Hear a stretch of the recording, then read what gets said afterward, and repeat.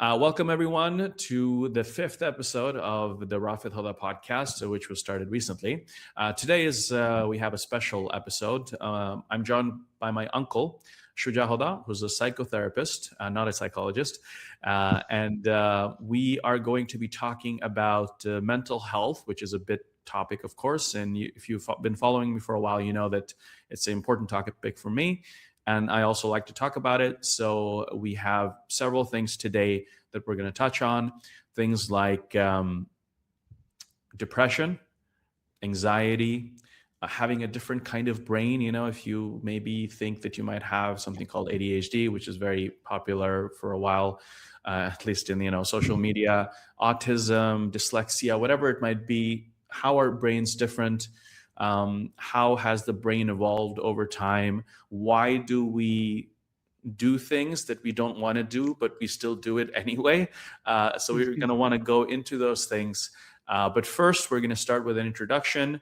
And then I'm going to ask my uncle a couple of questions so that you can get to know him a little bit better. And we're going to go right back to when he was born in the 60s and then come back now to 2026. And then we're going to go into like more kind of psychology and all these questions that we have. So as we're going on, if you have any questions, please feel free to write your question down wherever you're watching this. And I'm going to make sure to make it a part of the conversation. So welcome. And can you maybe just start with a quick introduction now, and then we'll go back and do a kind of deep dive. Sure. So as you said, my name is Shuja Hoda.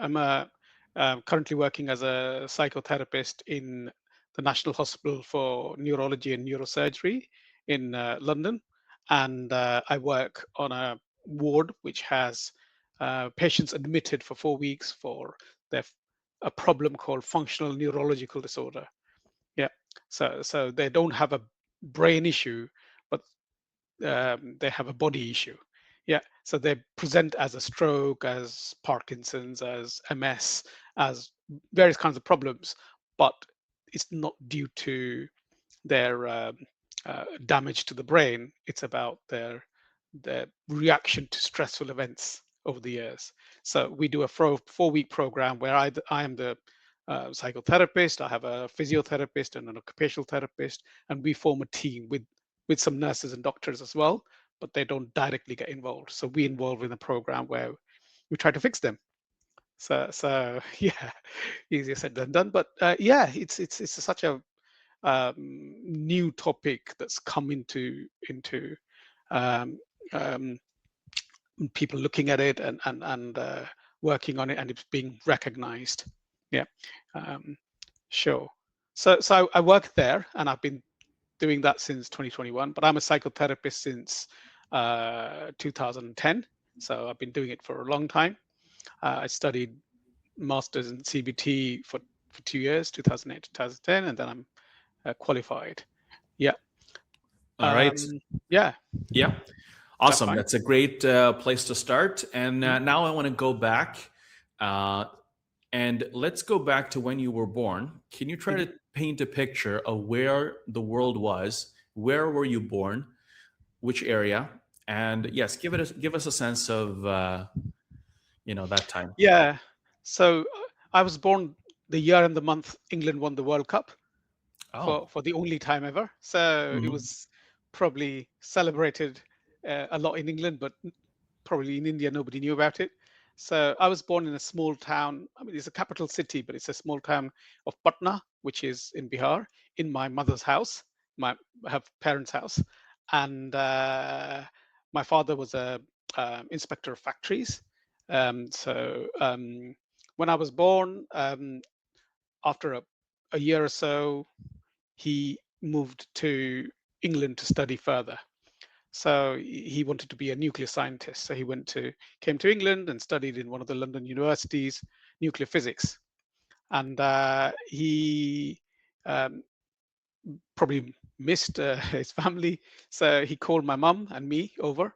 My brother and sister stayed in India. They were a bit older, so they stayed because obviously as a student, he couldn't afford much. So we were in a very small flat. And yeah, my mum, who was a housewife up to that point, really struggled. She found it very hard to not have her all her children together. And I used to cry a lot because I used to miss my brother and sister. I was hardly 2 years old. And eventually he passed his course, and then he called them over. So he went and to India and brought them to the UK. So I started because I was so much disruptive in the family because I was crying constantly, looking for my brother and sister. They put me in a um, with a baby minder. Yeah. And my mother started working in a factory, perfume factory. Yeah, which helped her to get distracted, and she had some own money that she could buy stuff from. And then when my brother and sister came, we moved to our own house in Greenford in London. And then there was yeah, so that's where I started infant school, so which is kind of reception, I think. So you're saying like when England won the World Cup in football, that would be 1966, right? So we're talking 66, like late 60s late that 60s. you're a young human in London. Yeah, so this is more like 70s now. Hmm. So um, in 1970, India beat England in cricket for the first time, which Uh-huh. was quite a big celebration. So I didn't know about it, but I heard people talking, because football, because England were the World Cup winners, it was Yeah. constantly played on television. So I thought that my grandfather, who was the only Indian I knew, that Hmm. he hit the ball so hard it went in the goal, and India beat England. Oh. That was my concept of cricket at that time. Yeah. Yeah. So I was quite little, and yeah, when my brother and sister came, so at least I had company in the house. Mm. And then I started school, made friends there. um it was a very different time. It was a very Yeah. different time in England. Yeah. And it was well, I have memories mostly from the videos that my father used to make. He used to had to have a 8 camera that he used to make, and Hmm. we watched it on this projector on the Yeah. wall. And yeah, so that's where some of the memories are from.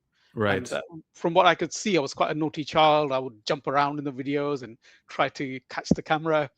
Um, and yeah, we had a lot of parties at that time. So there was a small community of people who were from Bihar, where Patna is. Yeah. Hmm. And we used to meet up a lot. Yeah. So there was this group called. So you Yeah. grew up in London, and when was it that you came back to India? So when my father finished his masters, he got a job. That's how he could support us. And during that process, he met this economist called Dr. Schumacher. Yeah. Hmm. And Ernest Fritz Schumacher, E.F. Schumacher, who Hmm. was very famous for his book called Small is Beautiful.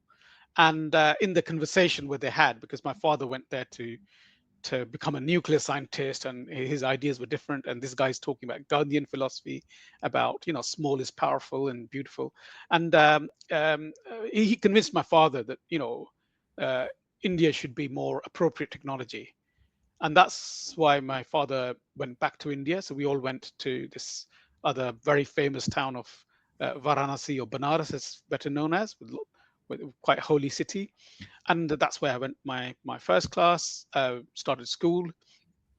And yeah, so we used to live in a campus. um, and India was very different at that time as well. It was long time ago, so India was a very different country, still growing. It was a newly independent country. It's been less than 30 years. Mm. Yeah. So how was it? Do you remember feeling the difference of being in England and India? Yeah, I mean, India is a lot hotter, a lot noisier. Yeah. Yeah.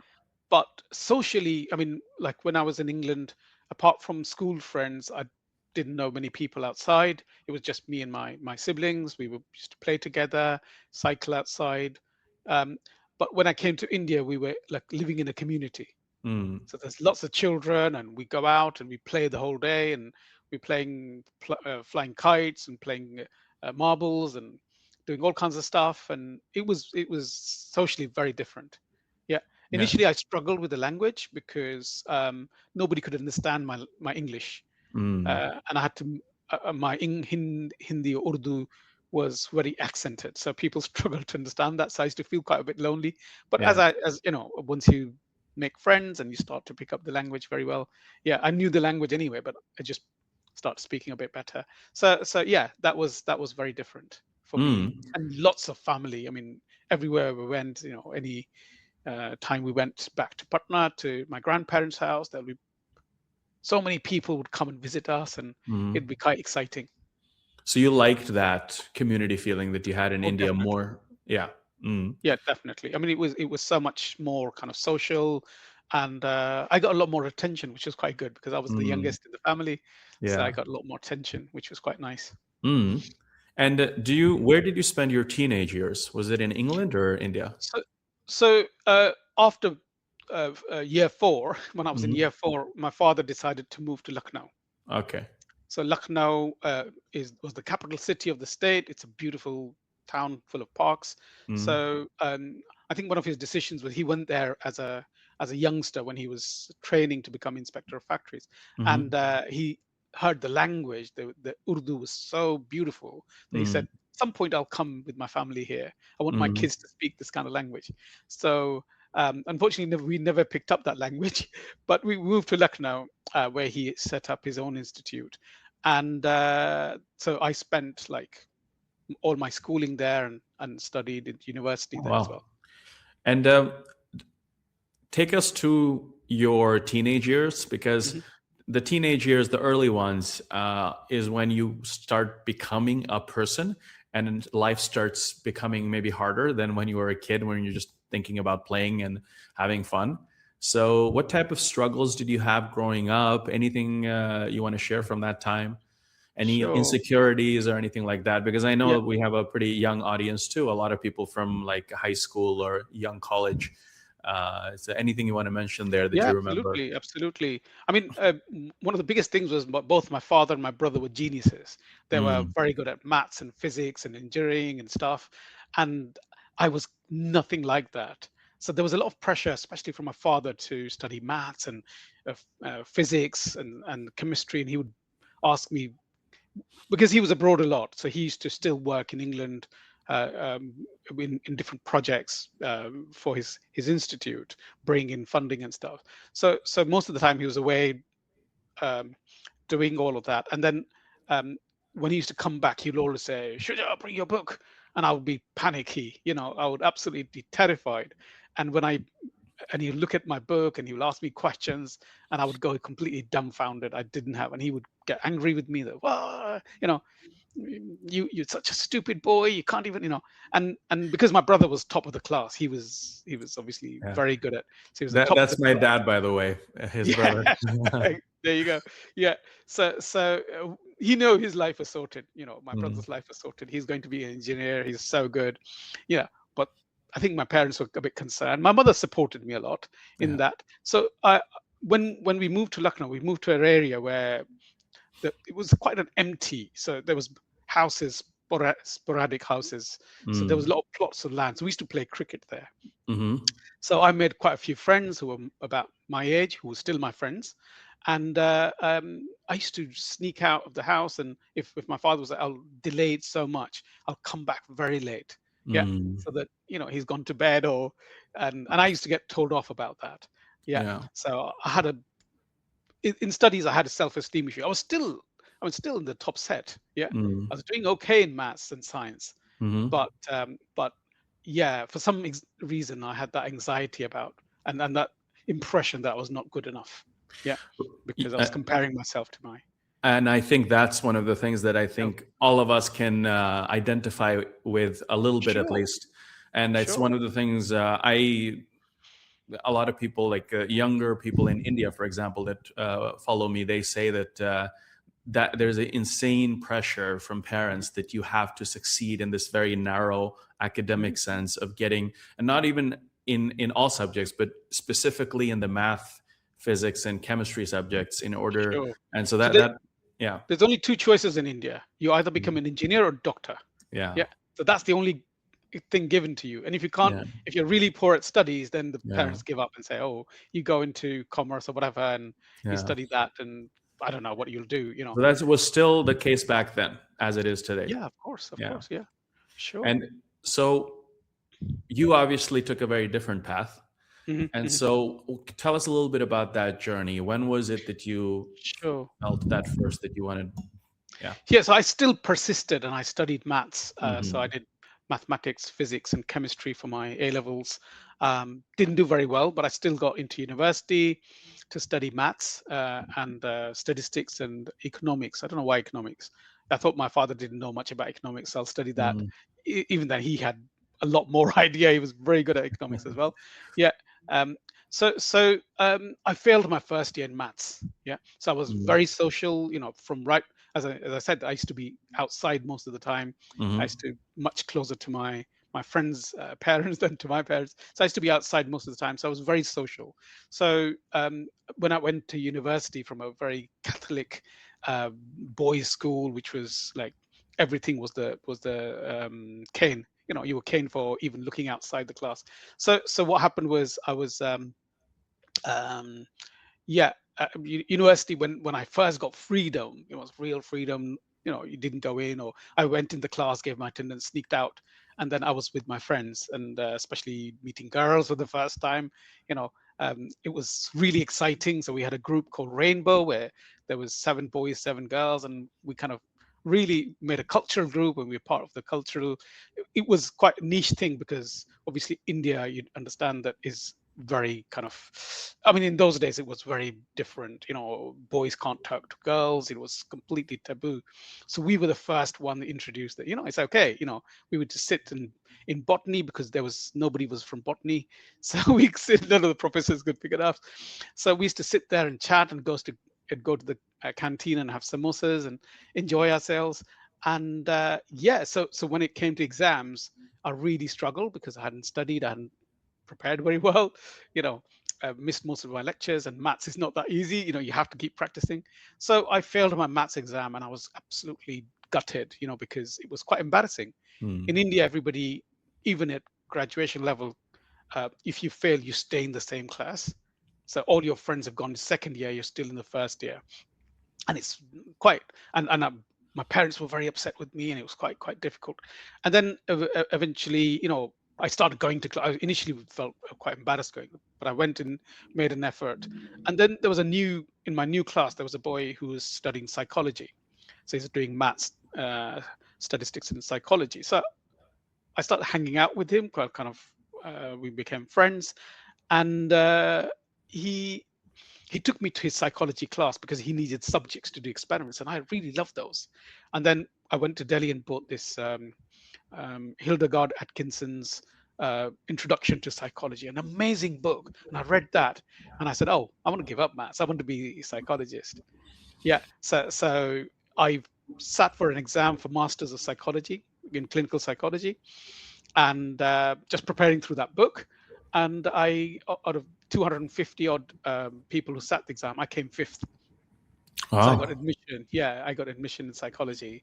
So I was helped a little bit because we had a family member, not family member, a family friend.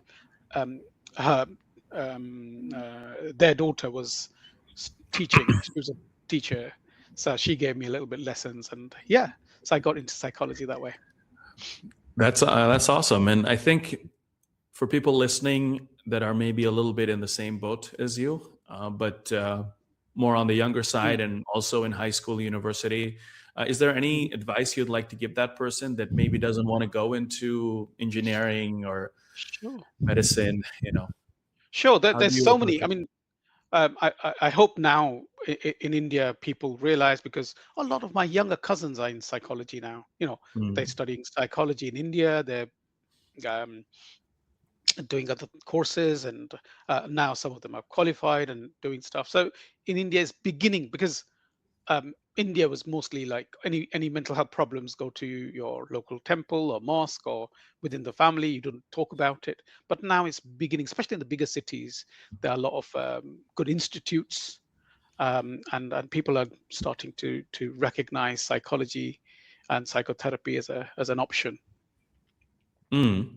Hmm. Uh, is there any, because we know that when it comes to this stuff, there's a lot of stigma.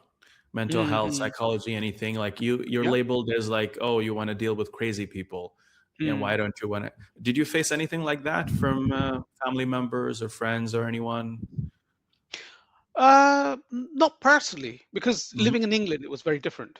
Right. Yeah, living in England, yeah, this was more acceptable in some ways, and at least my parents were happy I'm doing something. Hmm. Yeah, I didn't turn out the good for nothing kind of boy who's not doing anything. I started to do very well. Yeah, so Mm. once I found my niche, I started to excel in that. So I think they were quite pleased, and yeah, I mean, people did have this huge notion about me.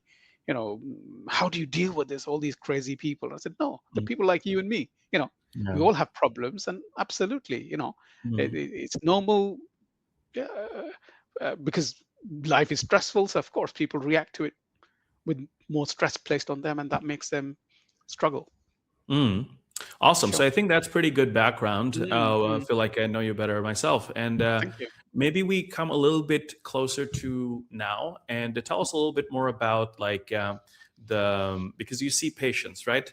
Uh, Tell us a little bit more about how exactly that happens and for how long you've been doing it and then we're going to go more into like asking specific questions about, depression, anxiety and things like that. Sure.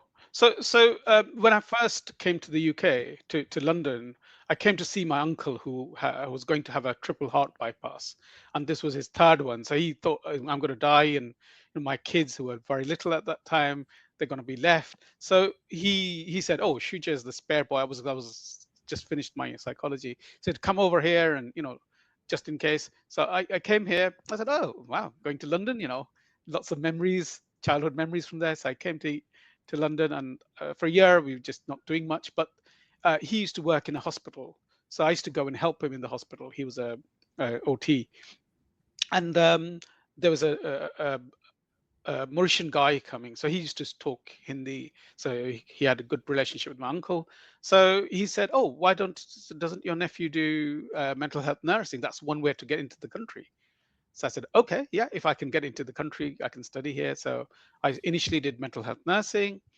And once I qualified, I worked on a ward for quite disturbed people. It's called psychiatric intensive care unit. So these people were like locked in a hospital on the orders of the Secretary of State uh, um, um, of Wow. Health. Yeah, so they were locked because they have massive criminal records because of that. So I worked with them, and of course, it's a very controlled environment, so it's not actually as dangerous as people believe. So yeah, that was my initial thing, and then I went into brain injury, where because of my psychology degree, I started helping manage challenging behavior. So I became a behavior therapist. So that was a slight shift from my nursing Hmm. into behavior therapy, and I really enjoyed that because I used to create these behavioral programs, and and when they work fantastically well, phenomenally well. There was a specific thing that I did with my consultant. So there was a patient who had a brain injury, Indian girl, and she put too much pressure, like Indians do. That I need to stand up and walk. She was a quadriplegic because her father tried to kill her because of Wow. she wanted to marry somebody Oh my not gosh. who was not a Sikh. So she had anoxic brain damage, and it damaged her limbs. But we were doing working program. We thought she had potentials, so we did a behavior program, and she did so well, just amazingly, walking and engaging and doing things. So my consultant said, "Shuja, can you present this somewhere?" So my ward manager said, "Oh, why don't we present at the Royal College of Nursing?" Because she was a nurse. So I said, okay. So we went to Nottingham University, and I saw this massive hall, which seemed like several thousands of people. Of course, it's not possible. But in my mind, it was like massive hall. I said, I will be standing there talking to these people, you know, and suddenly I started having a panic attack and my legs went. I imagined myself standing on that little kind of podium and then having collapsing. And I kept on, that image just kept on going and going. And I just, every time I thought about that, my legs got so weak, I had to sit down. And I thought, oh my God. So eventually, when I went to speak, my ward manager had to lift me up onto the stage. And I held onto the table, and there was a laptop just like it's now here. and I was dangling, and people see I was dangling, because I thought if I put my feet down, I'll go under the table. And then eventually the lights turned out, so I couldn't see anyone. And then I started reading out, quite obviously nervous, and I was very young at that time. And then when it finished, people stood up and gave me a standing ovation because they realized how difficult this was, standing up in a. And they came on the screen and shook my hand, says, "Shuja, can I have your email? I would really love this," because the program was very good. I did a fantastic job. So they all wanted some to learn about it, and I felt really euphoric. I said, "Wow, this is such a good feeling." So when I came back, I said to my ward manager that I need to do more presentations. I need to practice this. And what I didn't realize, now I realize, it's called graded exposure. Yeah, facing up to your fears. So I started presenting challenging behavior to managing challenging behavior to my colleagues, and then other wards from the hospital started coming and sitting into my lectures. And then they did a brain injury conference, and I spoke there. And then when I became a psychotherapist eventually, you know uh, it was a new program, so we used to go out and talk about our program, and it got a award. So I've practiced a lot. I still get nervous. I'm nervous at the moment, but that practice helped me. And even now, I realize that if there's a lecture coming up that I can give, I put my hand up and say, "Can I do that?"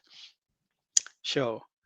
So that's Absolutely. a little bit of background. Yeah. Very awesome story to share. I've heard that one before, of course, but it's good that it came up. We just started getting some questions on Oh YouTube. wow. Okay. This is from Amra, which is actually my cousin and your niece.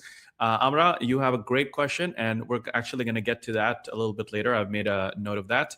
Mhm. So she's asking, sometimes I deal with a situation which is hard to understand. I sometimes can't be able to solve it, and I can't gather the energy to resolve it. So basically about denial, I think, how to deal with denial. I guess Mhm. maybe not doing what you're supposed to, even though you know that it's important to do, but putting it off because it's Mhm. uncomfortable. We can definitely get to that. I want to just make sure we make a little bit of a structure on when we go into these things. So Sure. let's talk a little bit about. It was nice when you shared about your patient. I think that's always nice for people to hear because we Yeah. have kind of specific stories to go by. Yeah. So if you take the years that you've been doing this now, what would be like the one thing that you've seen that all of us struggle with? So we can start there maybe. What would be that? What is it? Depression, anxiety? Is it, I what mean, the would that thing is be? that because life is this um, the way it is, then everybody's sad sometimes. Yeah. Mm, There's sadness. It doesn't become clinical depression, you know, but it can, because of continuous stresses over a period of time, can become. But one of the first things that we experience is anxiety as a child. You know, we see everybody walking and we are crawling everywhere. And the one thing that's object that I want to put in my mouth, I crawl towards it and people pick me up or move that away. And it's very frustrating as a child. So you want to stand up and walk, but it's scary. Your head is so much bigger than your little tiny little feet. Balancing is very hard, and you feel anxious and you cry and you get disbalanced and you probably fall down or bump into things. So that's where we first experience anxiety. And also, if our parents go into a different room, you feel, oh my God, have they left me? So we feel anxious. So we all have that kind of anxiety to start off with. And then when we go to school, that's a massive anxious situation because our parents have left us, and it impacts different people differently. Yeah, of course. But that's where we first experience these kind of fears and anxieties about life. mhm. Yeah. And can you go a little bit into why this happens? Because it's a little bit annoying that it happens because a lot of these fears are actually not real fears. So Mhm. what's really happening inside of the brain? So our brain, life experience is very. We've been spending 9 months in this wonderful, comfortable place. Didn't need to eat, didn't need to breathe because everything was supplied by mum. It was such a cozy. It's not very. There's no light in there. It's very dark, and we're relaxed, and our body's growing very fast in there. So, and suddenly we come out into this bright, noisy, weird world. So it's a big shock. Yeah. As soon as the umbilical cord is cut, now I have to breathe, you know. and they turn you upside down and smack you on the bottom to make you cry. So if you cry, you have to breathe. So that's our first breath that we take, and then we have to learn to drink milk, and slowly go from there, adjusting to all the noise, all the and we need to sleep a lot. And in a noisy world, that becomes a bit harder. Sure, but so our worldview is quite tiny. Yeah, and that tiny view, our mother is the most closest to us. Yeah, so we don't want to be separated from the mother because she was carrying us for so long. So now if she puts us down and walks away, that becomes, children have a fear. uh, we are born with two fears, actually, I think: falling down and loud noises. Yeah, but we start to build other fears. And um, some people have attachment issues as children, when they always want to be, if as a baby we're always carried. Yeah, so we become, that becomes a habit. So if every time you put you down, you feel anxious, you feel like, oh no, I've been left alone. So those fears kind of start to manifest from an early age. Mm. Yeah. That's awesome. So let's go a little bit more into anxiety, because I think Mhm. anxiety is probably Mhm. one of the two big things that especially younger generations struggle with a lot. I think it's something we all struggle with, but Yeah. especially younger generations. But we have another comment on YouTube. This Mhm. is from Shirin, also a cousin. Looks like there's a lot of family watching. Thank you so much for the comment. This is amazing. She says, how to deal with people's reactions when one has anxiety. For example, they start to see the person with mental health as a subject of gossip and hatred. How Mhm. does one deal with that? I think Yeah. this is also something cool that I can bring this into my questions. Sure. So let's try to, because anxiety is such a big issue, let's try to make it a bit structured. But Sure. thanks so much for the comments. Keep them coming. Okay, so we talked a little bit about where anxiety comes from. It's pretty Even much going from the further beginning. back in evolution, Hmm. so if you think 100,000 years ago, Yeah. people used to live in caves. Yeah, and every time you stepped out of a cave, there could be a dangerous animal coming to eat you. Yeah, Mm. or the animal could come into the cave, so somebody has to wake up and keep a lookout for that dangerous animal. So it was quite scary, and every time you went hunting, you're fighting predators who are more adept at what you're trying to do. So they were, and they could eat you. You can't eat them. We can't eat lions or tigers, but they could easily eat us. So there was very unfair advantage. And as humans, because our brain was slightly different, it had mutated into starting to thinking. We said, oh, what can we do? So we looked at the monkey eating a banana or an apple and said, let's try it. Yeah, because the monkey is alive, so I can try it. And we said, okay, it's not as good as meat, but it keeps me alive. Yeah, so we started eating fruits and vegetables and fish, Mm. and we saw a bear, a jaguar going to and catching fish. So let's catch some fish. Yeah, and because we were a bit more clever in that way, and it expanded our brain. You know, yeah, because we're getting so much more nutrients. A lion, however hungry it is, it will only eat meat. If you give it a lot of hay, it will die, starve to death. Yeah, Mm. but humans, we will start eating grass, or we'll start eating even the dirt, whatever, because and we want to get out of that situation. So the thing is that we were hardwired, and that anxiety makes us try out different things. Mm. So the anxiety was very useful, very powerful. Yeah, Mm. sure. So anxiety can be useful. Yeah, and it's Uh, hardwired in our genes. yeah. Yeah, the people who were anxious survived. The people who were Mhm. not anxious went and Right. looked in the bush and got eaten by tigers, Mm. or went too much to the edge of the precipice and looked down and dropped. Can you describe how anxiety feels like in the body? When do you know Sure. that your body is feeling anxiety? Yeah, so it's everybody must have experiences, because you can't not experience anxiety, but there are certain classical signs of anxiety. So basically, we get into a fight and flight mode. Yeah, so as soon as we get into fight and flight mode, we our adrenalines produce this. Adrenal glands produce adrenaline, so it Mm. goes and makes a heartbeat faster. Yeah, so that's the first thing it does. It makes a heartbeat faster, and then it needs blood and oxygen. Yeah, so blood from our stomach is pumped into the heart, and Mm. we breathe quicker to get as much oxygen as we can. Yeah, so our breathing changes very quickly, and Mm. normally we breathe through the nose. But when we open our mouth and breathe, gulp air, because if you're running against a lion, you go, so mouth goes dry. Yeah. Yeah. So your mouth goes dry and your lungs expand to the capacity. So it's pressing against the rib cage. So you feel tightness in the chest. Yeah. And your muscles tense, because if you want to hit somebody or run harder, you need tense muscles. Yeah. Like we see athletes, boxers and athletes, they're tense muscles. And also the stomach is full of acid to digest the food that we have, to break down. But the blood is alkaline, so it protects the lining of the stomach. So when some of that blood goes to the heart for this emergency, the blood becomes acidic. So immediately start noticing that acid. So initially might be butterfly, or the food gets mushed up and you want to go to the toilet, or the gases produce it produces gases that the acid, and it pushes your bladder, so you want to wee. And that's why a lot of young children, when they're scared, they wee in their trousers. Yeah. So it has a huge consequence in our body, and because we're breathing so much oxygen, our body's not used to it. We don't normally do that. So it goes into our bloodstream and it makes us dizzy. Yeah. So all of these things we have over the years learned to associate with anxiety. So every time your heart starts to flutter, we think, oh my God, there's something bad happening. It's our interpretation of the body symptom. Whereas the body is doing exactly the right thing that it needs to do, if you're being chased by a lion.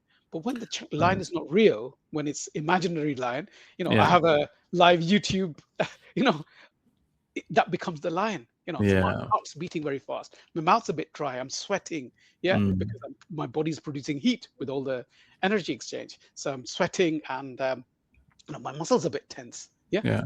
So we notice that. Yeah. So your body is put in a state of something bad is happening to us. We need to act. So I'm going to put you in that state of heightened kind of, sensitivity. So you do something. Whereas what it's actually reacting to can be as simple as you remembering something that happened in the past, which might or may not happen now, but you just got triggered, and then it goes. Sure. And is that also how panic attacks or things like that start? So as I was saying about the fight and flight mechanism, yeah.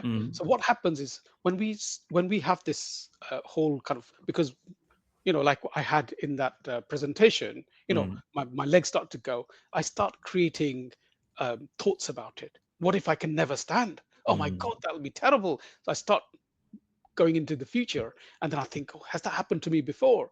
So I'm jumping between the past and the future, and my body's reacting to it. And what happens is the body becomes the threat. Yeah. This whatever's happening, because you think my heart's thumping, I might get a heart attack. My mouth's so dry, I don't have water or something. My stomach's feeling so tense, cramped. My muscles are weak. I might fall down. I'm feeling dizzy. So we start interpreting those as threats. Yeah. So what happens is this loop that's created with the thoughts about it, oh, something bad's going to happen, that creates a panic attack. So how do human beings cope with this? Do they drink? Do they smoke? Do they eat? What are the things? How do we deal with it? There's a good way of dealing with it, and there's a not so good way, because that tell us how people normally deal with it, maybe in a bad way. Oh, right. Okay. But so a very human and understandable way. First thing is, if you're feeling a bit dizzy or your muscles are feeling weak, you want to sit down. Yeah. And your thought is, if I don't sit down, I'm going to collapse, even though your body can't, because your blood pressure is going high. You have to have a drop in blood pressure to collapse. So it's completely opposite. Or if you say scared of going a lift, you need to hold on to somebody, so you wouldn't go outside alone. So you start creating what we call safety behaviors. Yeah. So every time I go to a hot place, I need a glass of water. I need a bottle. If I don't drink, I might collapse. Yeah, something bad will happen to me. So we create these interpretations, which are not based on reality. It's our interpretation of that moment. Yeah, and whatever saved us the last time. Yeah. So but with fight and flight, it's not just physical.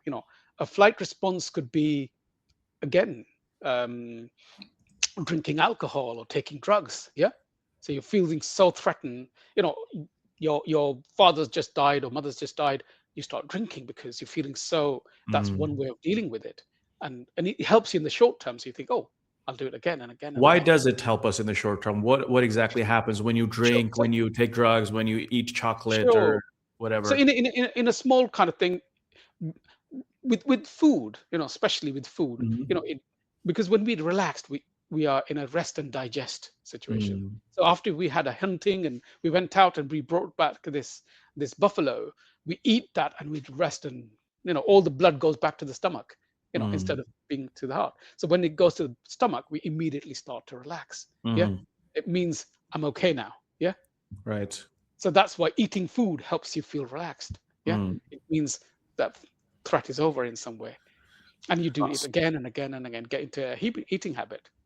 Perfect. I'm going to ask a couple more questions on anxiety, and then we should move on because we also want Yeah, to yeah. cover some more things. I'm just going to ask you if you can move a little bit more to the right so you're more in the center of the frame.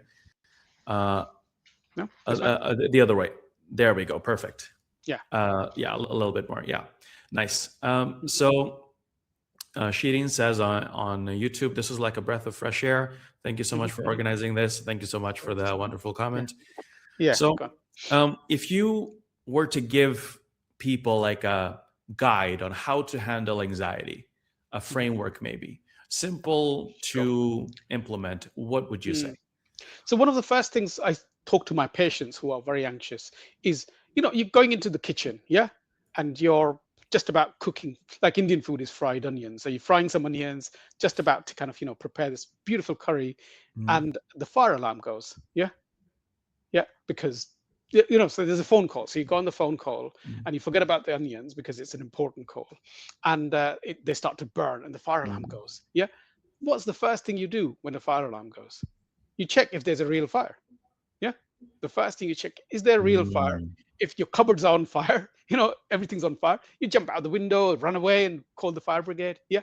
But if it's just smoke, you open the windows, and like most Asian people do, they have a cloth and they go like this to get the smoke away from the fire alarm, and it eventually dies down. Yeah. mm, So the first thing is to assess the situation. Is this a real danger, mm, or is it an imaginary danger? So that's the first thing. Yeah. So when you can separate that, then you say, okay, so just like I'm open the windows to get similarly, I take a deep breath. I say, okay, connect with that breath, because when you're anxious, your breath gets shallow. It's just on the mm, chest, very quickly, because the lungs need to get as much oxygen. But when you're relaxed, you take a deep breath through the stomach, yeah, to calm the body down. So if you can just notice that breath, which is called a mindful breath, yeah, and then it starts to slow the body down. So the heart rate slows down, the breathing slows down, and the rest of the body starts to, if you can just take 5 breaths, just sitting here, suddenly you mhm. notice the whole body start relaxing. Is there are there any specific things we can do that trigger that part? Like, for example, going to the freezer and getting a piece of ice and touching that, like putting that in the palm of your hand or something. Does anything like Sure. that help? So in DBT, which is dialectical behavior therapy, which is Hmm. mostly targeted towards people with emotionally unstable personality, or some people call borderline personality disorder. Hmm. People whose emotionality jumps up and down very quickly. Hmm. Yeah, and they say that to manage that, there's this thing called TIP, TIPP. Yeah, so T Hmm. is temperature. Yeah, so go and get some ice and rub it on your face, or get a bowl of basin of ice cold water and dip your Hmm. face in there. Yeah. Mm. So immediately everything calms down. Yeah. So Yeah. that's tea, or take a cold shower. That's very Hmm. good if you can. Yeah. Um, so temperature is always very good. It brings the temperature of your body down. Yeah. That Mm. calms you. I is intense exercise. Yeah. Mm. So when you've got so much adrenaline going, you need to Yeah. burn that adrenaline. So do Yeah. some star jumps, go for a run, just run on the spot, do something, start doing vacuuming. That helps. Yeah, it gives you a Mm. distraction as well. And then P is what we call the paced breathing. Yeah, so slowing the breathing down. So so many breath in, 4 breath in, Hmm. hold, 6 breath out, paced breathing. Yeah, and yeah, go on. Yeah. So And the I last one think. is progressive muscle relaxation. Tense your muscles and then relax it. Mhm. Yeah, that's another one. So the tip, TIPP. Awesome.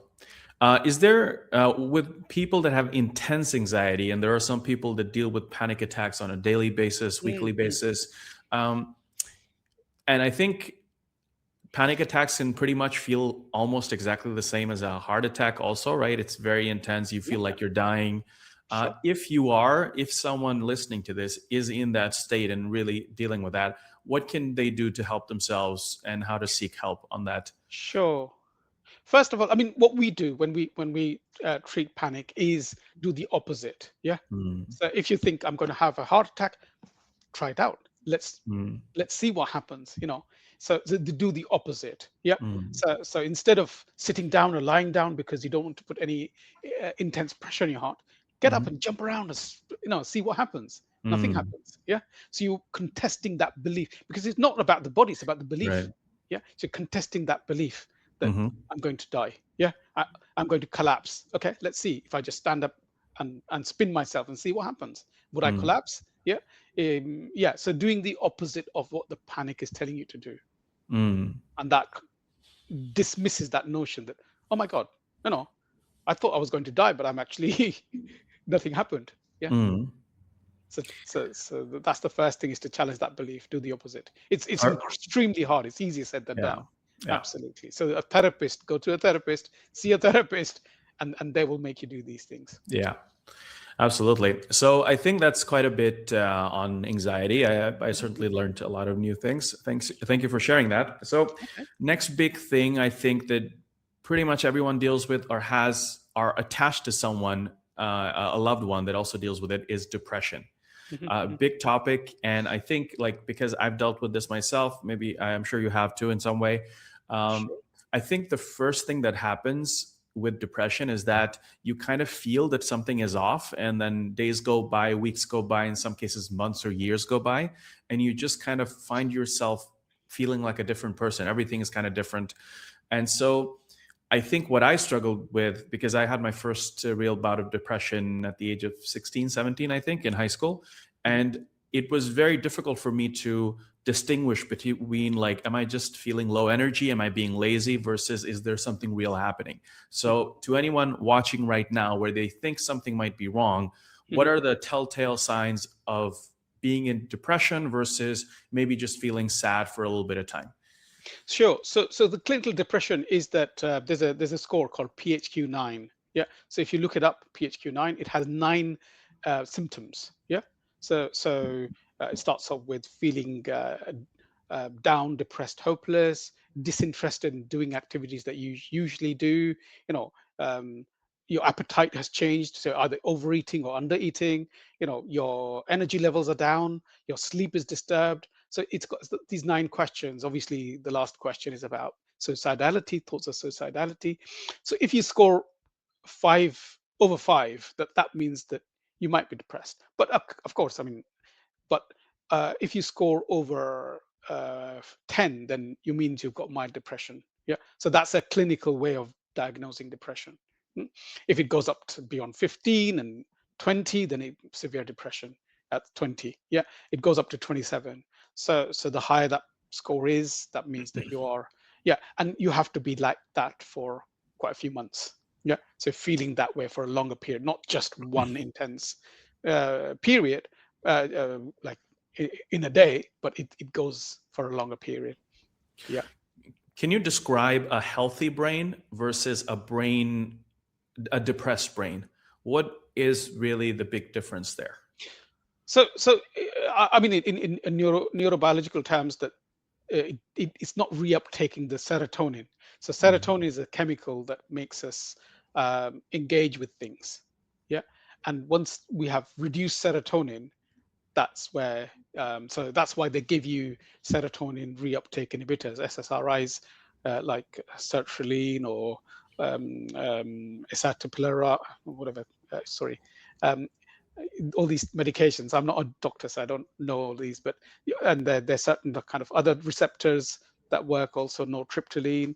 So you have other medication like venlafaxine or mirtazapine, which are kind of similar to, but slightly work on different channels for, yeah. So the brain is deprived and it just slows down. Yeah. So the whole process, like anxiety is a very speeded up process.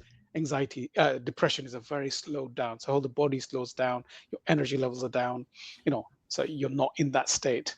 So that's what is kind of neurochemistry is dealing, causing some of the depression as well. mm. And so for someone going through depression, um, are there is there any, I guess I'll jump in here a little bit with my own because I have a lot of Yeah. experience in this, unfortunately.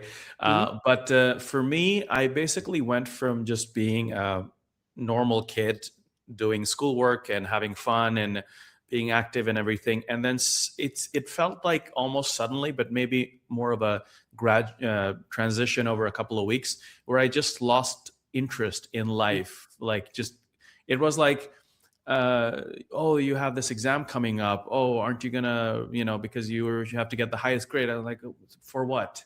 Like, why is that Sure. important? Yeah. So it's like it's sunny outside, and then suddenly there's a storm, and you Mm-hmm. just don't want to go outside because Yeah. it's like so hard to get out. Mm-hmm. So whereas before going out was just a normal part of the day, you go out, have fun. It's like, it's so cold, and I just don't want to do it. It just everything feels very gray, and so I think a lot of people, I think perhaps depression is one of the bigger problems in the Mm-hmm. world. It's why we lose people who decide to end their own lives. Unfortunately, it is the leading cause of that. So if a person is feeling like they are in that state, I would tell that person that. Don't overthink it too much, and don't think that you're being lazy, because especially if you have documented in your life that you are a very different kind of person. I mean, why would you want to be a lazy person intentionally? Sure. It just doesn't make sense, even Yeah. though people around you might be saying, oh, you're just not doing what you're supposed to. You just should exercise, you should do XYZ. You should probably do those things anyway, but it doesn't go on like this, right? There's Mm-hmm. got to be a reason for it. But I Sure. think I probably spent several years in that state without anyone telling me, like, this is how it is and this is what you got to do. Yeah. So if we were to give someone watching here like a short guide on Mm-hmm. first how to identify it and Yeah. then what to do about it, because I think people lose years of, sometimes decades of their life just being in this state. And the more you spend in this state of, I don't even know if this is real, maybe I should just man up or whatever, woman up or whatever, and do the things I'm supposed to, years go by, decades go by, and you just suffer silently. And then suddenly, you know, Mm. you do something bad to yourself, and everyone is like in shock, like, how did this happen? So this is a really sensitive topic, Absolutely. Yeah. and I think we all have experienced this ourselves or have a loved one that go through it. But I Mm-hmm. don't think any of us have a very good framework for dealing with it. And Sure. oftentimes when we talk to these people, we can come off as like experts in this, and I'm going to give you advice when you have no idea what you're talking about. And then this Mm-hmm. person just thinks, I mean, when I come to talk to you about it, you just give me a lecture anyway. So like you don't even care about what it Yeah. is feeling like to go through this, Yeah. by asking me questions and learning about it without any judgment. So would love to kind Mm-hmm. of get, because I know there's millions of people, hundreds of millions of people right now in the state. I know how bad it can be. Sure. So yeah, if we could just kind of give them something Mm-hmm. useful, hopefully, so that they can Yeah. start doing stuff. Yeah. As I said, that with anxiety, it's easier to treat. You can help people to challenge in the moment, and they go, oh wow, my fear didn't happen, so I'm okay. So they repeat that and they feel better. But depression is harder. It's very harder, and that's why there's so many different. There's medication. There's so many different therapies that come from medication. So you've got CBT, you've got counseling, you've got IPT, you've got psychodynamic counseling. You have all these different kind of therapies that people do, because not everything, the same thing works. But because I'm a CBT therapist, that's my main modality that I trained in, is what Aaron Beck in the 50s and 60s talked about, is looking at your cognitions. Because we have beliefs, we have core beliefs. Yeah, we all have core beliefs about ourselves, about others, about the world. Yeah. So the first core belief, like I grew up thinking I'm not good enough. So that was a core belief. I was very lucky that one failure changed my life. Yeah. And good things came out, and I'm in a very good place, and I'm very happy now. But with some people that doesn't happen. Yeah.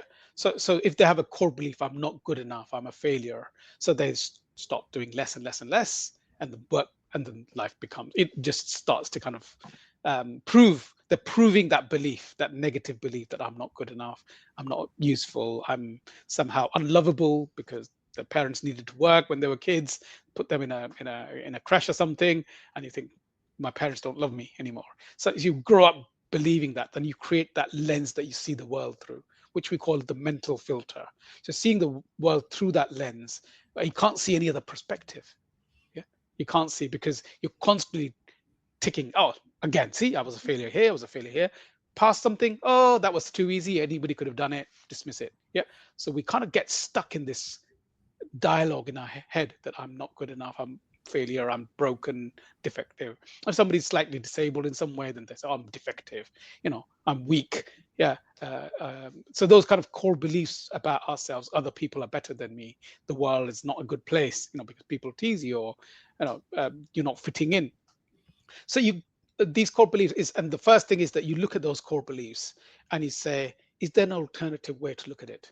Yeah. So that's why Beck said that, can you reframe it in a different way? Can you look at it in a way that is, so if I get somebody with this, I'm a failure. Okay. So just today, just for one day, notice anything that you did okay. Didn't fail, just did okay. Write those little 4 or 5 things down and see what happens, and then read them to okay, today I this good thing. Yeah. And then spread them a bit wider, and how was this week? Okay, what were the good things that happened this week? So you're changing the narrative in your head. Yeah. So slowly, then we do like a positive data log. This is kind of looking at good things that we did.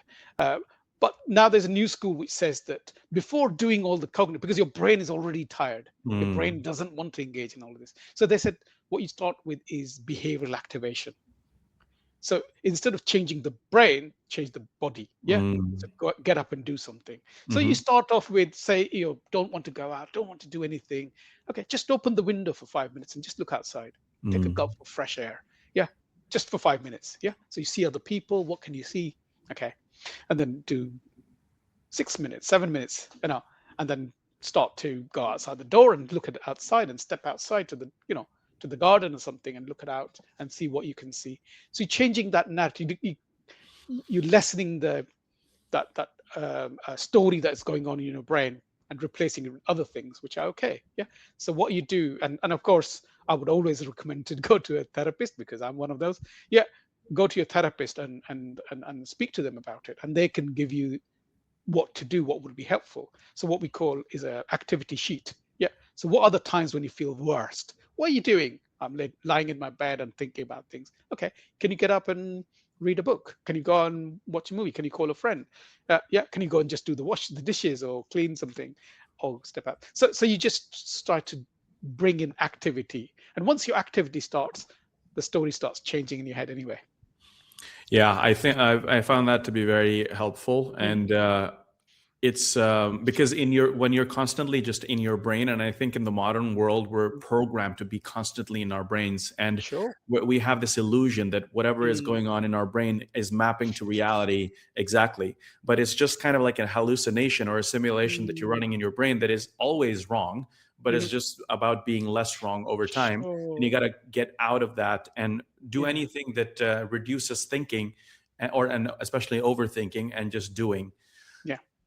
Yeah, I mean, it's one version of the world you're seeing, but it's Yeah. not the only version, and it's not the real It's version. your It's version. an Yeah. interpreted version of the world. And if Yeah. you can change the frame and just say, let's look outside this frame and see what can I Yeah. see from another angle, and you say, okay, oh, it looks a bit different. Yeah, and that's where the Absolutely. narrative starts to change. Yeah. Yeah, I remember that several years ago, I made a decision of just being grateful all the time. And I just find, and people kind of laugh about it when they get to know me a little bit, that I think like this, but it'll be the smallest thing, but I'll be just walking outside and I'll be like, oh my God, I'm so grateful that I actually have legs I can walk with, because so many people don't have that, or they lose it. Absolutely. And Yeah. so a simple act of just walking, or just being able to see crystal clear, even though I have horrible vision, but using contact lenses or glasses, I live in a time where that is possible, or having a hot shower or something. And when you put that kind of, because when you're depressed, you're focusing a lot on what you don't have, and then, or what you will not have or something, or what you Yeah. lost maybe. But then when you reframe it and you go, all things considered, I'm in a pretty, wonderful position here, Mm, that I just get to breathe using my own body. Actually, and it yeah, can be anything that absolutely. it gives you Sure. that instant perspective. Yeah, Um, there's this guy called John Kabat-Zinn, and he talks about mindfulness. So mhm, this is being mindful of what's going on actually yeah, in this moment. Yeah, and he says that if you're breathing, you're better than somebody who's not breathing. It's a yeah, show appreciation to that breath. exactly. Oh, I'm breathing. Wow, Yeah, this is brilliant. Thank you. Thank the yeah, body. If you're religious, mindfulness is a prayer. Yeah, you can take it as a mm, prayer, and that's where we show gratitude, show thankfulness for something. Yeah, so absolutely. gratitude is very important. Yeah, and it's in the moment because all Yeah, the problems are either in the past or the future. yeah, And if you can drop those and come back to the moment, in yeah. this moment, then the And story starts to change. also, I feel zooming out from just you helps a lot. I mean, if we go back to our earlier Yeah. part in the conversation where you were feeling like you're not smart enough, but you yourself Mm. said that your brother and your father was a genius. And let's take that to be true. If that's really the case, you're comparing yourself to two other people that are both geniuses. That's a pretty hard way, how are you Sure. going to come top on that, right? Yeah, You're yeah, not comparing yourself to the other students in your class that are struggling, yeah. right? So that's also how we Mhm. selectively compare ourselves to people in Yeah, our life, yeah. and then we will always lose that game, right? Sure, sure. So So what we get into like a vicious cycle. We compare ourselves to the people, yeah, especially the people above us, the people who are doing better than us hmm, in the things that we feel that it only matters. Yeah. yeah, And then we get very self-critical. We get very angry, but why am I not good enough? Why am I not doing this? Yeah. yeah, So you shout at yourself, and then you step incredibly high standards. I should be doing this. I must be doing that. And you yeah. don't do that, then you get stuck in that vicious cycle of Mm. comparing yourself, being angry, and then creating unrelenting standards. Absolutely. I want to move on from depression, but my Sure. last question here is what has been, because depression is such a global problem and Mhm, such mhm. so human, and any type of mental health issue that you have, whether it's something very severe like schizophrenia or bipolar or something, or you have something lighter, Mhm. depression is usually a component of that. Yeah, yeah. So, what would you say currently Mhm. has shown to actually give results? What actually works for a depressed brain? Yeah, I mean, for depression, um, it's always compared against medication. So Mm, they say if somebody's severely depressed, the first thing is to look at medication because it's the scaffolding. Yeah. So it's the scaffolding that gives you a kind of a frame.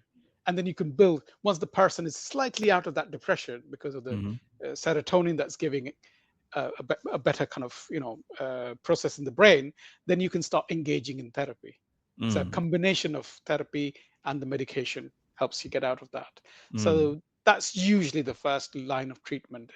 Yeah, the first thing is to nip it in the bud the moment you feel mhm, that, but there's so less awareness about it, so less education, so that mm, you notice what's happening. Say, oh, I might be getting depressed. Let's do something else. Let's get mm. myself engaged in something.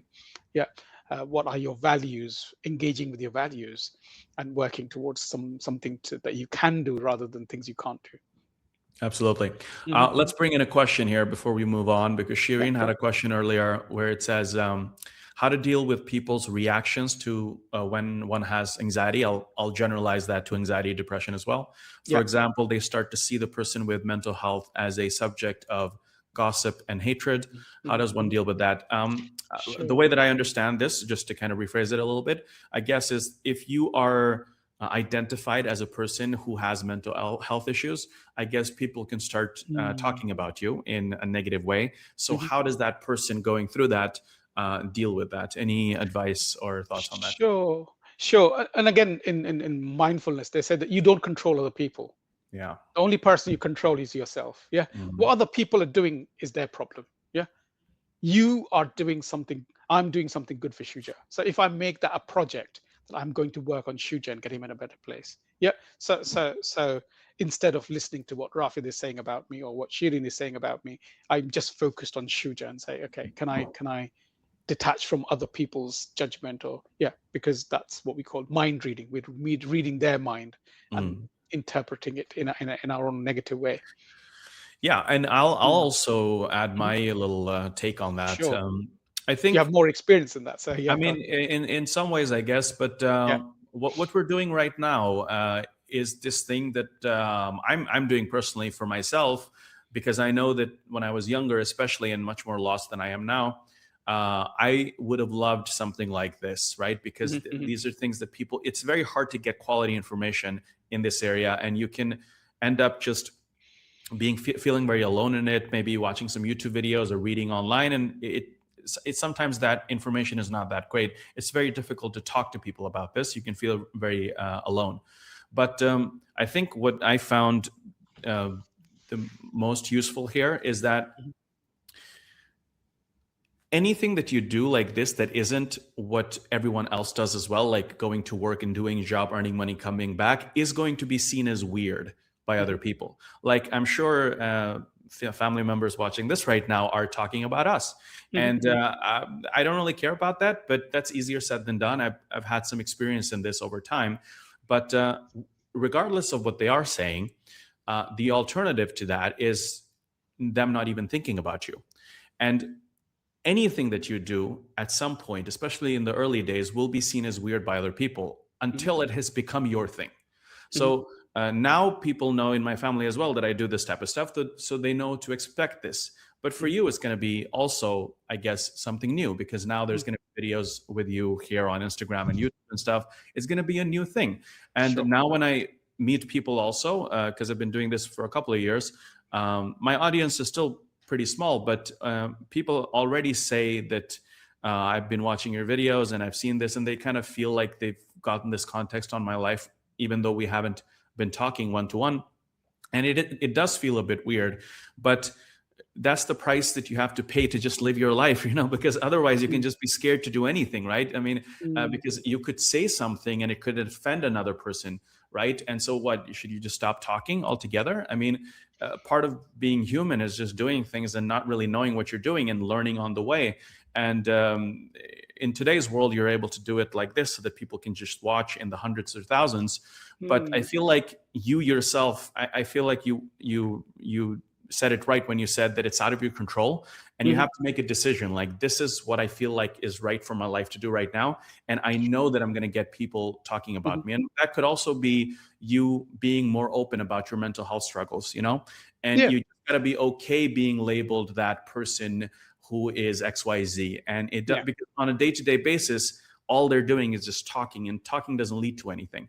And that's always the thing throughout human history. It's like people that are doing things and other people that are watching the people do the thing and talking about them. That's the Mhm. only two groups, right? And you gotta figure out which group you want to be a part of. Absolutely. And the So other thing is that you're not doing it deliberately.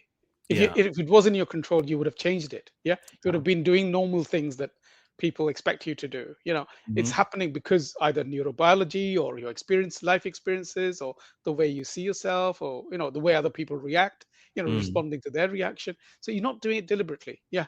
So stop blaming yourself. The first thing is to stop self-blame Yeah. and show compassion. Absolutely. And I think one of the things I learned growing up and understanding that um, anything, if you go on the street and something bad is happening to a person, most people will not do anything, because they're like, why should I do something? It'll be so weird if I go, right? And so there is that kind of social aspect to this whole Mhm. thing. Most people will just default to the thing, which is just talk about other people doing things. And Mm. it does take a little bit of courage to go like, no, I don't actually agree with what you said. And Mhm. the other Mhm. person says, what, I'm so much older than you, you should Mm. respect me. Well, no, I don't think that's the case. So I think you got to be just okay with the uncomfortableness, and then over time you just get used to it and it doesn't bother you that much. Hope that Mm. answered your question, Shirin.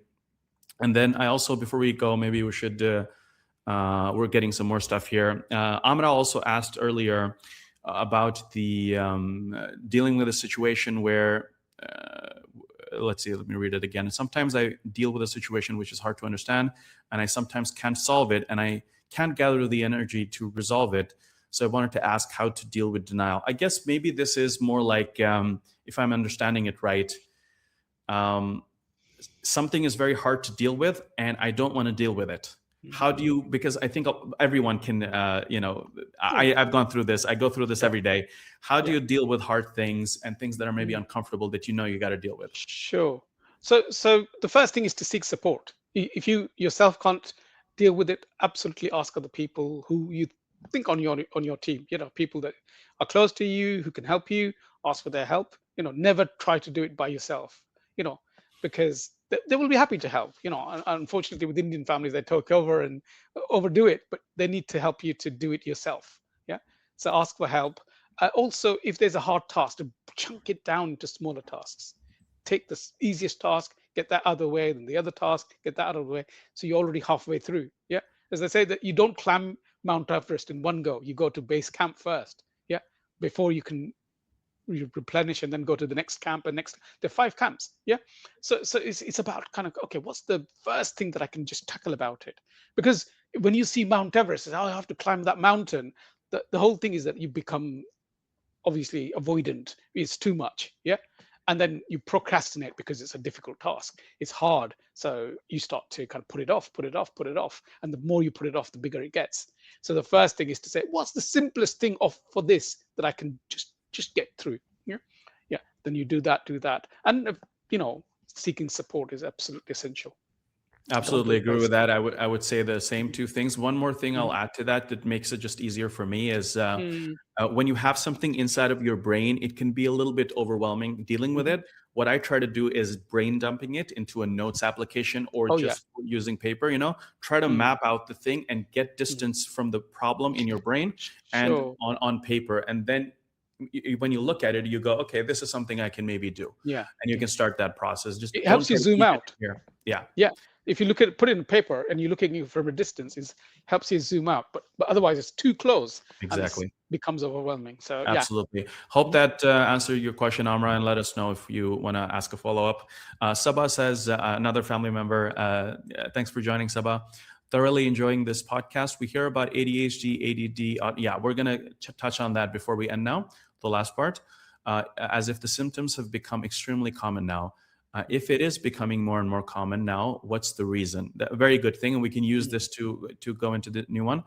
And Nihal says, another family member, my uncle, you took a very courageous step for raising very important issue and bringing an expert. We appreciate your initiative. Thank you so much. Really appreciate that kind, wonderful comment. So yeah, let's go into this whole thing of ADHD, ADD, autism, and dyslexia, and all these things, because Sure. no one even heard about these things 30 years ago, and now it feels like all we're hearing about are these things. So Mm, let's do it in a structured way. So can we talk about, like, at the brain level, let's take a quote unquote normal brain. I don't know if there's even such a thing. And mm, then what's happening there that's taking us into ADHD, autism, and all that. So we can start from there, and sure. then we can go deeper into each of them separately. Yeah. I mean, first of all, no brain is wired similarly. Yeah. So everybody's brain is different. Yeah. It's People call it the normal brain, the normal curve, and people in there. But um, the thing is that these are spectrum disorders. Neurodivergence, what we call it, is a spectrum disorder. Yeah. So I might be zero on something, but I might be high on something else. Yeah. So when I see myself in terms of, when I learned about these neurodivergence things, oh, I do this, but I don't do this. Yeah. Yeah.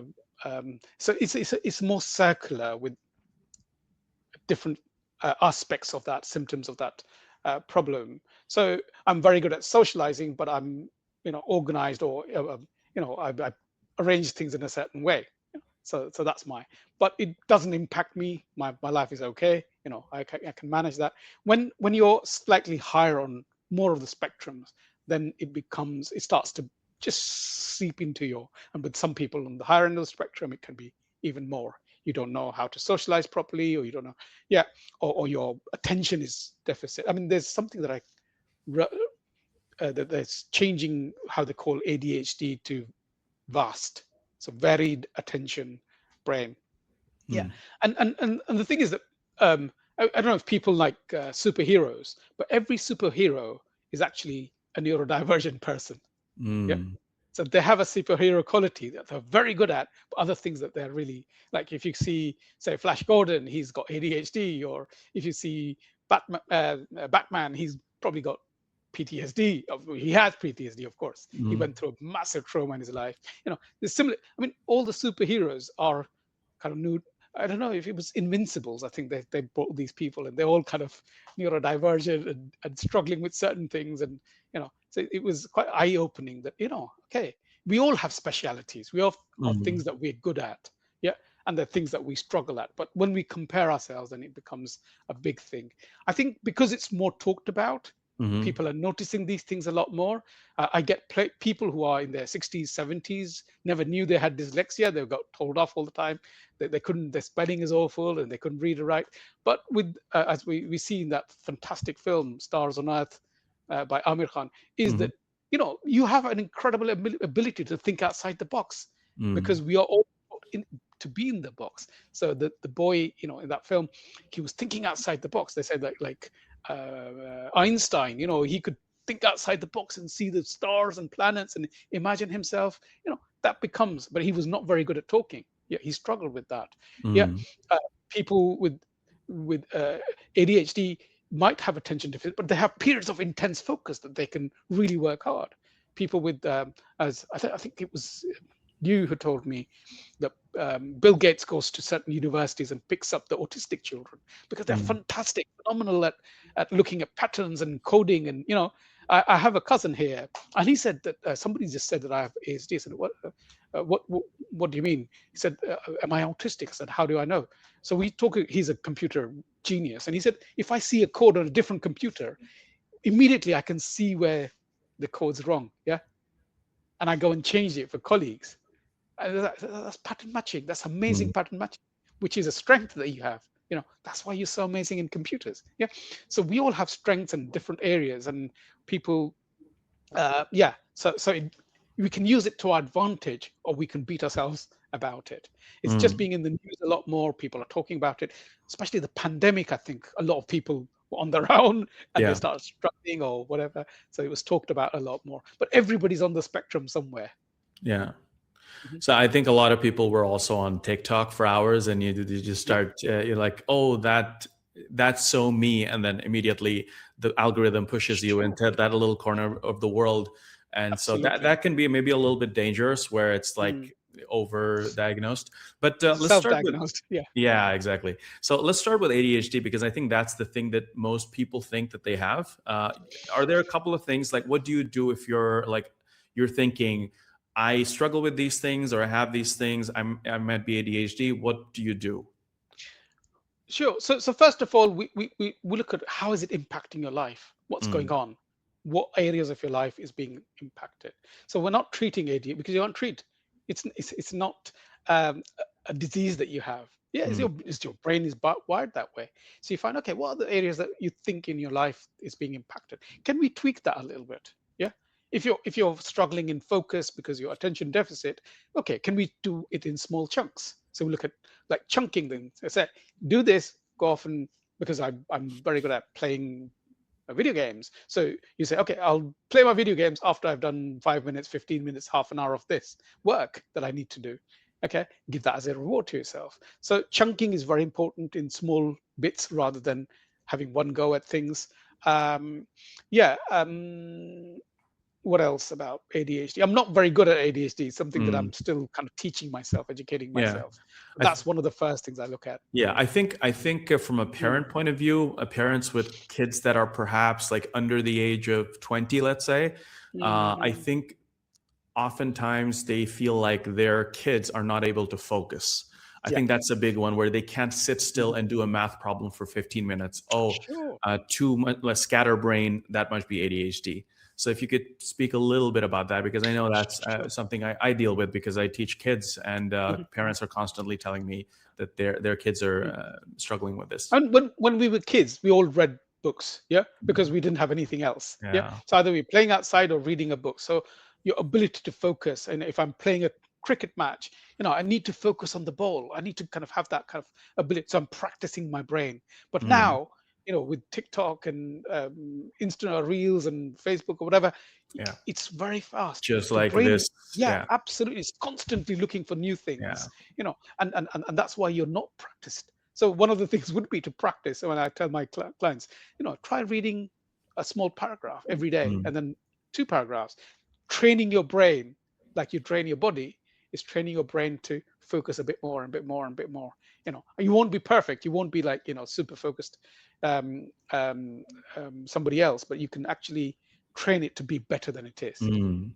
as focus. Yeah, absolutely. I'll also speak a little bit on this from like more of Mm. a teaching, a teacher with some experience with kids, especially. Mhm, mhm. I feel like the whole problem with focus is more a problem of kids today demanding that what they put their focus towards should be something that they care about a lot more than we did when we were kids, because the alternatives were not there. So when we Mm. were sitting and doing homework, what would we do if we didn't do homework?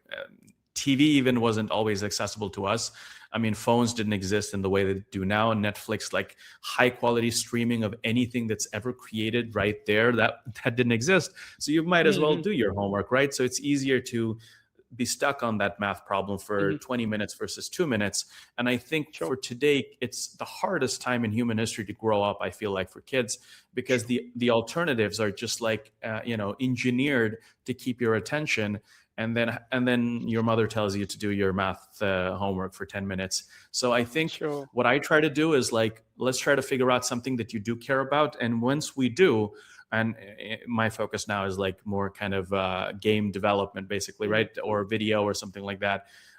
Then you see that they are able to actually focus for sure. so it's more It's of a Yeah. problem of, yeah, like Mm. it's just not interesting enough for them, and they're not going to sit there and be bored through it Mm. like we did, because their brain is being programmed where they get their iPad and Mm. they click and they get exactly what they want, and that their brain now is programmed in that way, where for us it was more like, if I want to watch a Sure. movie, that's I go to the store and get a DVD or VHS, whatever, and then it's a whole like week long project. So it's very different, and so in that way it's Sure. unreasonable of But us for us to, but also, yeah, children are getting phones and tablets at a very young age. I see like yeah, 6-month-old kids looking at something, or 1 year exactly, old.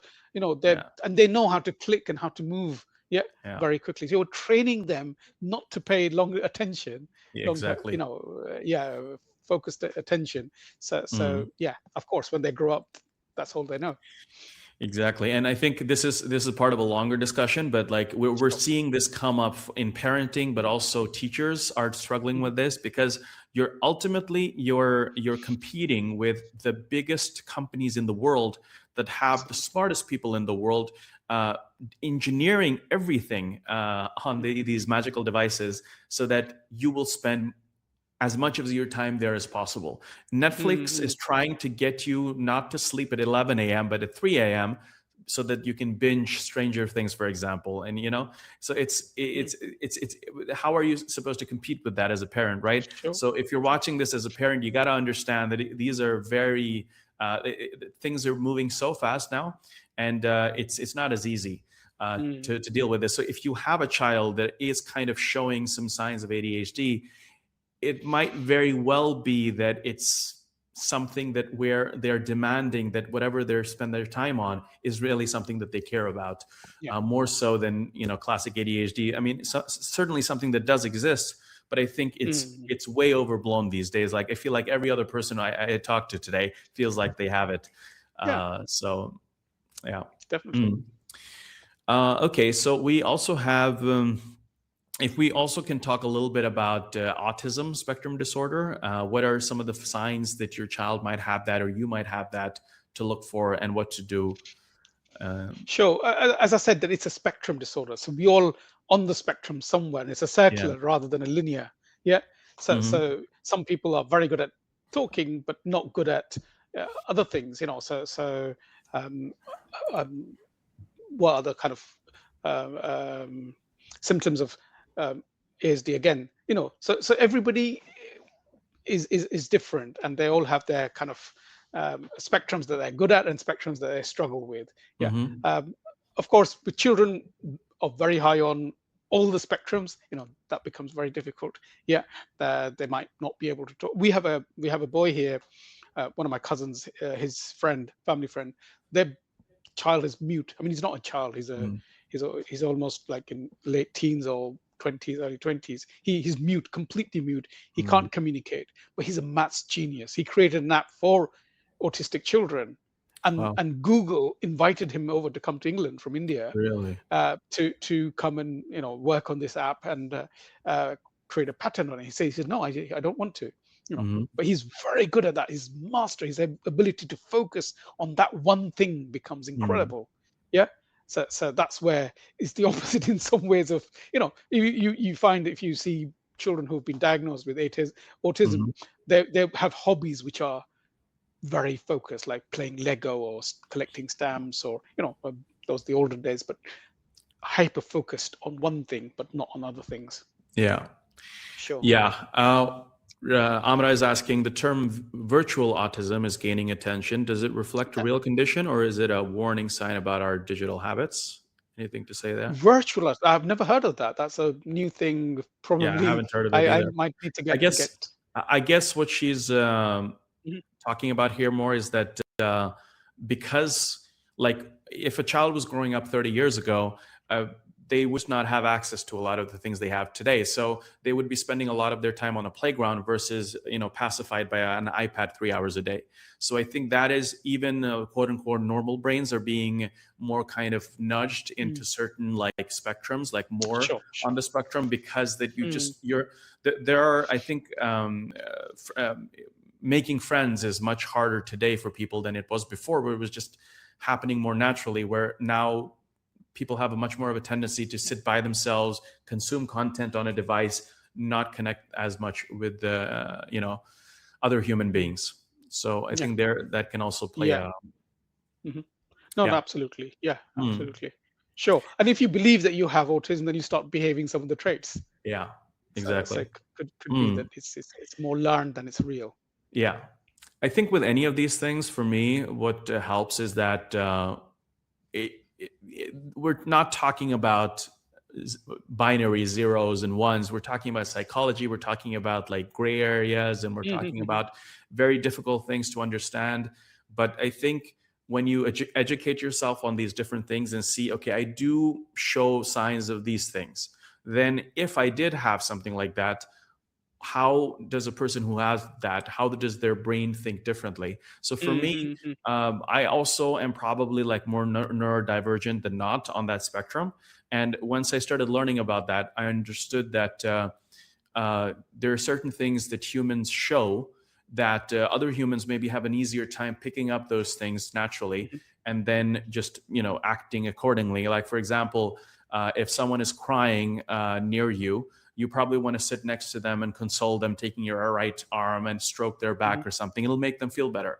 Mm. Now I have this thing that in my brain I go like, and it doesn't happen naturally, but it's like I connect that and I try to do that thing. Whereas before I would just kind of be a little bit uncomfortable, not knowing what to do. So I would kind of feel bad for feeling normal while the other person was crying. So I would make myself feel more sad and things like that. So there's a lot of these kind of interpersonal Mhm. human relationship type of things also that some of us maybe struggle with a little bit more, where other people find it naturally.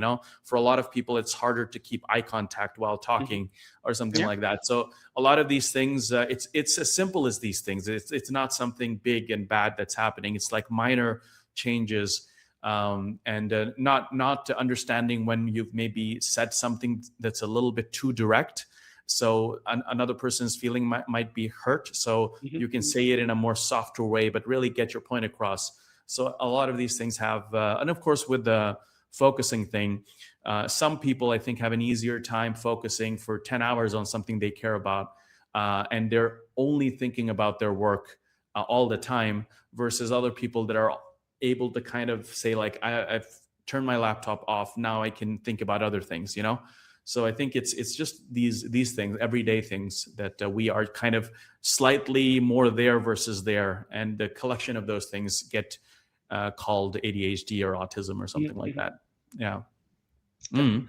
So I think we're now at 1 hour 37 minutes. So we should Mhm. think about concluding this live stream that I had a really good time doing. Actually, I think Yeah. we're going to get a lot of good content out of this, and I'd like to thank everyone that joined on YouTube, Facebook, X, and LinkedIn. And thank you also for everyone that left a comment. Let's see here. Amra says, yes, she heard about that, and she's going to start writing things down, and simple tasks, writing those down first. Uh, Good job, good work on that, I guess, and good luck on you with that. I know it's a big, big thing to deal with, and Sure. so wish you all the best. And thank you so much, Rafid Bhaiya, for organizing this wonderful session with Mama. Thank you so much Thank for you. joining. And yeah, that's it for this one. Thank you so much for tuning in. And yeah, thank you so much, Abhi, for joining. Thank you. Thank you, everybody, for being here. And thank you, Rafid, for inviting me. Awesome. Really Okay, enjoyed it. Yeah, sure. that's it for this one. Okay. And until next time, Bye. yes, bye.